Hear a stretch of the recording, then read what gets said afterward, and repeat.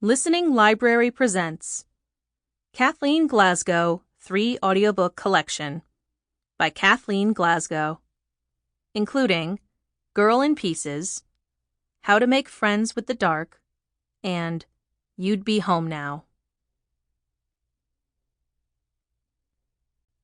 Girl in Pieces, read for you by Julia Whelan and Kathleen Glasgow. 1. I can never win with this body I live in. Belly. Star. Like a baby harp seal, I'm all white. My forearms are thickly bandaged, heavy as clubs. My thighs are wrapped tightly too. White gauze peeks out from the shorts Nurse Ava pulled from the lost and found box behind the nurse's station. Like an orphan, I came here with no clothes. Like an orphan, I was wrapped in a bed sheet and left on the lawn of Regions Hospital in the freezing sleet and snow, blood seeping through the flowered sheet. The security guard who found me was bathed in menthol cigarettes and the flat stink of machine coffee. There was a curly forest of white hair inside his nostrils. He said, "Holy Mother of God, girl, what's been done to you?" My mother didn't come to claim me, but I remember the stars that night. They were like salt against the sky, like someone spilled the shaker against very dark cloth. That mattered to me, their accidental beauty, the last thing I thought I might see before I died on the cold, wet grass. The girls here, they try to get me to talk. They want to know, "What's your story, Morning Glory? Tell me your tales, Snail." I hear their stories every day in group, at lunch, in crafts, at breakfast, at dinner, on and on. These words that spill from them, black memories they can't stop. Their stories are eating them alive, turning them inside out. They cannot stop talking. I cut all my words out. My heart was too full of them. I room with Louisa. Louisa is older, and her hair is like a red and gold, noisy ocean down her back. There's so much of it she can't even keep it in braids or buns or scrunchies. Her hair smells like strawberries. She smells better than any girl I've ever known. I could breathe her in forever. My first night here, when she lifted her blouse to change for bed, in the moment before that crazy hair fell over her body like a protective cape, I saw them, all of them, and I sucked my breath in hard. She said, "Don't be scared, little one." I wasn't scared. I'd just never seen a girl with skin like mine. Every moment is spoken for. We are up at 6 o'clock. We are drinking lukewarm coffee or watered-down juice by 6:45.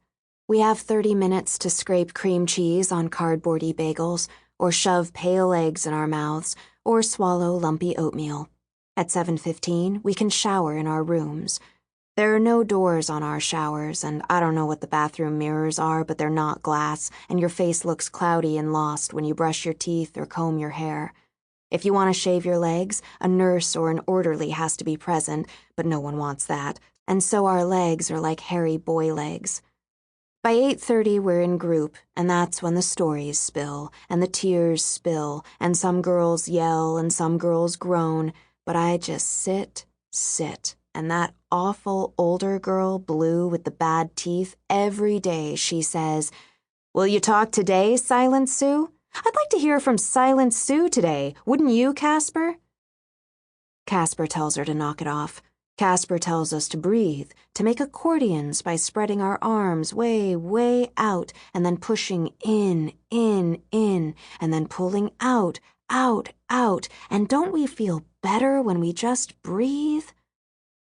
Meds come after group, then quiet, then lunch, then crafts, then individual, which is when you sit with your doctor and cry some more, and then at 5 o'clock there's dinner, which is more not hot food, and more blue.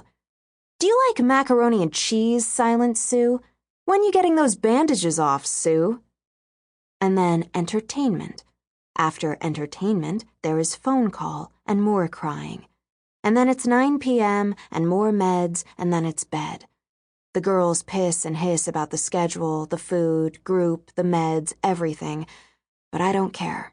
There's food and a bed, and it's warm, and I am inside, and I am safe. My name is not Sue. Jen S. is a knicker. Short, twig-like scars run up and down her arms and legs. She wears shiny athletic shorts. She's taller than anyone except Doc Dooley. She dribbles an invisible basketball up and down the beige hallway. She shoots at an invisible hoop. Francie is a human pincushion. She pokes her skin with knitting needles, sticks, pins, whatever she can find. She has angry eyes and she spits on the floor. Sasha is a fat girl full of water. She cries in group, she cries at meals, she cries in her room. She'll never be drained. She's a plain cutter. Faint red lines crosshatch her arms. She doesn't go deep. Isis is a burner. Scabby, circular mounds dot her arms.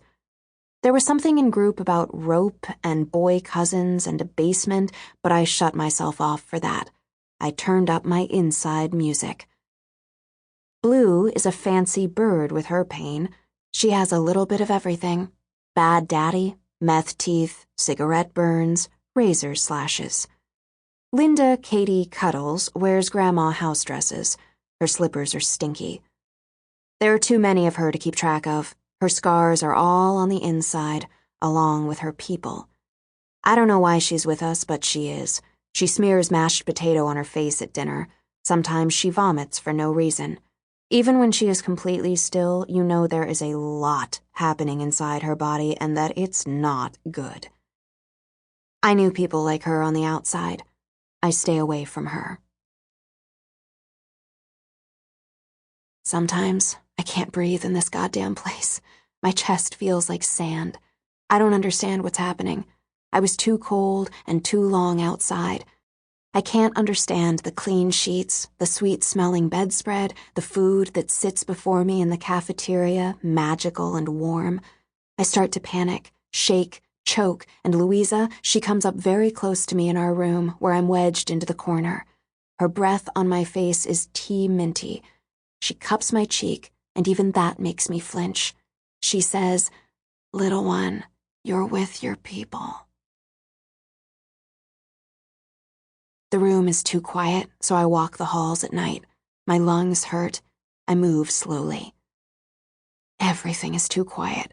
I trace a finger along the walls. I do this for hours. I know they're thinking about putting me on sleep meds after my wounds heal and I can be taken off antibiotics, but I don't want them to. I need to be awake and aware. He could be anywhere. He could be here. Louisa is like the queen. She's been here, this time, forever. She tells me, "I was the very first fucking girl here, back when they opened, for God's sake." She's always writing in a black and white composition book. She never comes to group. Most of the girls wear yoga pants and t-shirts, sloppy things, but Louisa dresses up every day. Black tights and shiny flats, glamorous thrift store dresses from the 40s, her hair always done up in some dramatic way or another. She has suitcases stuffed with scarves, filmy nightgowns, creamy makeup, blood-red tubes of lipstick. Louisa is like a visitor who has no plans to leave. She tells me she sings in a band. But my nervousness, she says softly, my problem, it gets in the way. Louisa has burns in concentric circles on her belly. She has root-like threads on the insides of her arms. Her legs are burned and carved in careful, clean patterns. Tattoos cover her back. Louisa is running out of room. Casper starts every group the same way. The accordion exercise, the breathing, stretching your neck, reaching to your toes. Casper is tiny and soft. She wears clogs with elfish, muted heels. All the other doctors here have clangy, sharp shoes that make a lot of noise, even on carpet. She is pale. Her eyes are enormous, round, and very blue. There are no Sample complete. Ready to continue?